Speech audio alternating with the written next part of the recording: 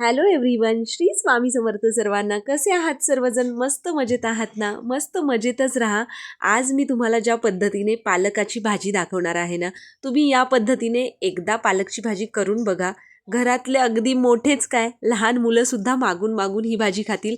एवढी चविष्ट आणि मस्त ही भाजी तयार होते.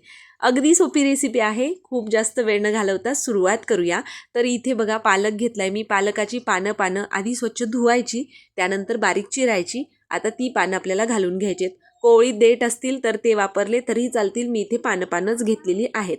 त्यानंतर 1 तास भिजवून घेतलेली चण्याची डाळ घालायची आहे.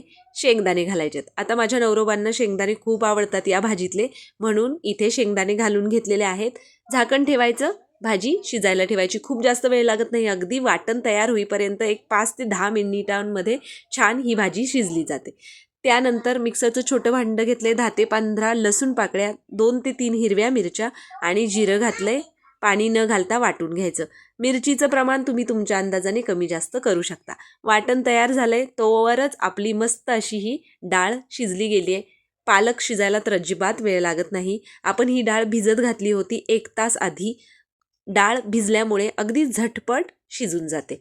आता यामधले थोडे थोडे शेंगदाणे मी काढून घेते शिजलेले. ते दाताखाली आल्यावर खूप छान वाटतात खायला. त्यामुळे थोडेसे शेंगदाणे, थोडीशी डाळ एका वाटीमध्ये काढून घ्यायची आणि त्यानंतर हे उरलेली जी पालक, डाळ, शेंगदाणे आहेत ते सगळं आपल्याला छान घोटून घ्यायचे. आता तुम्ही मिक्सरला सुद्धा बारीक करू शकता, पण तुम्ही या पद्धतीने ग्लास घ्या आणि छान घोटून घ्या ही भाजी. त्याची चव मिक्सरमध्ये बारीक केलेल्या भाजीपेक्षा खूप वेगळी आणि खूप छान लागते. त्यामुळे मी नेहमी याच पद्धतीने घोटून घेते. आता बघा छान मस्त शिजली गेली आहे, त्यामुळे एकसारखी एकजीव अशी ही तयार झालेली आहे. एका मिक्सिंग बाउलमध्ये काढून घेऊया. यामध्ये थोडंसं पाणी घालून हे भांडंसुद्धा धुवून घेऊया. तर अशा पद्धतीने छान एकसारखी आपली ही डाळ आणि भाजी एकजीव झाली आहे. आता जे काढून घेतलं होतं मग अशी डाळ आणि शेंगदाणे ते घालून घ्यायचे आहेत. यामध्ये घालायचे आहेत बाकीचे जे बेसिक मसाले असतात ते. चवीप्रमाणे मीठ घातलं आहे. अर्धा चमचा हळद घालायची आहे. त्यानंतर भाजलेल्या शेंगदाण्याचा कूट घालायचा आहे. तुम्ही यामध्ये थोडंसं अगदी चमच्याभर बेसनसुद्धा या भाजीला लावू शकता. गरज असेल, खूप जास्त क्वांटिटीमध्ये बनवायचं असेल तर तुम्ही बेसन लावू शकता. त्याने सुद्धा एकसारखी ही तयार होते आणि पाणी वेगळं भाजी वेगळी होत नाही. मी अगदी थोडीशी बनवणार आहे. 2 ते 3 माणसांना पुरेल एवढी. त्यामुळे मी फक्त शेंगदाण्याचा कूट घातलेला आहे. आता जे आपण शिजवून घेतलेलं पालक शिजवलेलं जे पाणी आहे ते घालून घ्यायचं आहे. तेवढंच पाणी मी या भाजीमध्ये वापरलं आहे. आता फोडणीची तयारी करण्यासाठी इथे 2 चमचे तेल घालून घेतलं. तयार जो मसाला होता आपला तो घालून घ्यायचा आहे. तर इथे बघा सगळा मी मसाला घालून घेतलेला आहे. हा हिरव्या मिरचीचा जो ठेचा आहे तो 1 ते 2 मिनिटभर छान परतून घ्यायचा. लसणाचा कच्चा वास जाईपर्यंत छान परतून घेऊया. 2 ते 3च मिनिट आपल्याला याला परतून घ्यायचं आहे. सुगंध अप्रतिम येतोय.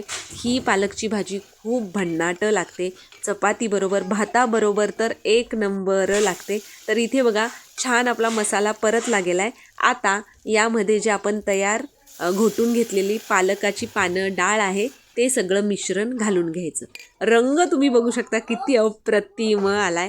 मस्त रटारट एक उकळी काढायची. एक 5 ते 7 मिनिटं याला मंद आचेवर छान उकळू द्या.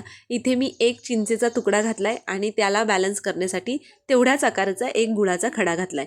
यामुळे मस्त झणझणीत, आंबट, गोड, तिखट या पद्धतीची ही पालकाची भाजी तयार होते. त्यामुळे लहान मुलांना सुद्धा ही भाजी प्रचंड आवडते. म्हणजे माझी मुलं तर आवडीनं खातात. तर या पद्धतीने मस्त 5 ते 7 मिनिटं उकळून घेतली आणि तुम्ही बघू शकता एकदम मस्त अशी ही भाजी तयार झाली आहे. शेंगदाणे आणि डाळ दाताखाली आल्यावर प्रचंड छान लागतात आणि या पद्धतीने ही पालकाची भाजी तुम्ही करून बघा. तुम्हाला नक्की आवडेल, कारण एवढी भन्नाट ही चवीला लागते. चपातीबरोबर खाऊ शकता, ज्वारीच्या भाकरीबरोबर, बाजरीच्या भाकरीबरोबर, इंद्रायणीच्या भाताबरोबर भन्नाट लागते. नक्की करून पहा आणि केल्यानंतर मला कमेंट करून नक्की सांगा कशी वाटली. Bye bye.